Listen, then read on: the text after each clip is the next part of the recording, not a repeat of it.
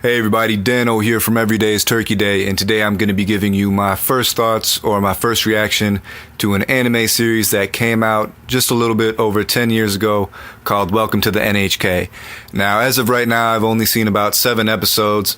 I believe there's about 24 in the series, so I've watched maybe around a quarter of the show. And now basically this anime, it takes place in Tokyo, and it centers around our main protagonist, who is Sato. And Sato is what is called a hikikomori. And if you don't know what that is, it is basically a phenomenon in Japan where people become shut-ins with no to limited human contact for years on end, only leaving their house in the middle of the night to like go get food. So basically this centers around him. He graduated from high school and dropped out of college, and now he's 4 years removed from that. All 4 years, he's pretty much been a shut-in his apartment in Tokyo. And so our story starts, and it really dives deep into kind of some of the mindset of, you know, shut-ins, people who become shut-ins, and how they kind of get disconnected from reality. Our main character, Sato's kind of paranoid and, you know, kind of comes up with these crazy conspiracies in his head about what's going on around him. Some of it's kind of quite humorous. I would categorize the show as kind of like a drama / comedy, I guess you could say.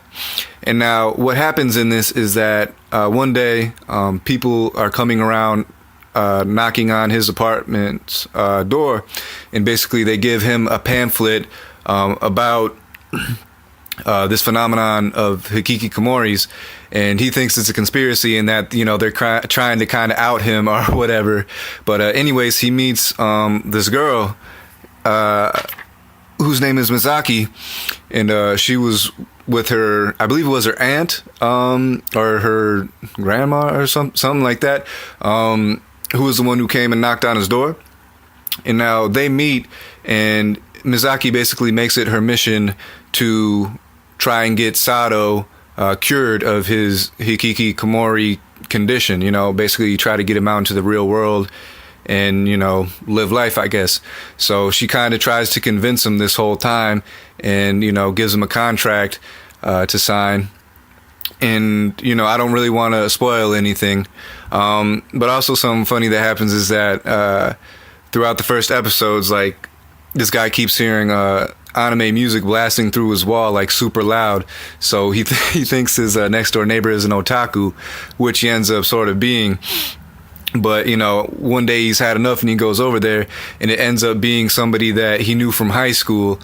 And it's pretty funny. And from that, the person who he knew from high school, whose name is Yamazaki, he's like super into what's called gal games, which is something kind of, I don't know, it's pretty much where the player is like, you know, it's catered towards men, and they go on like dates through the game with all these different women.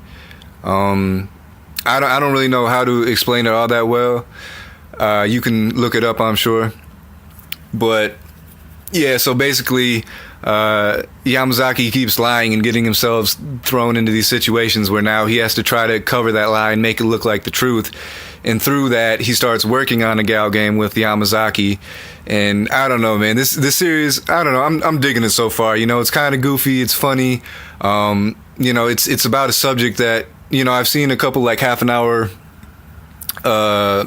documentaries on it about hikikomoris, but it's interesting to see it like in anime and in an actual series. And, you know, I think they're doing a good job, and I'm definitely interested to see where this goes. I mean, it's kept my attention so far, and so I'll probably watch the whole thing. And if you have any interest, the dubbed version is on YouTube for free, so you can check it out here.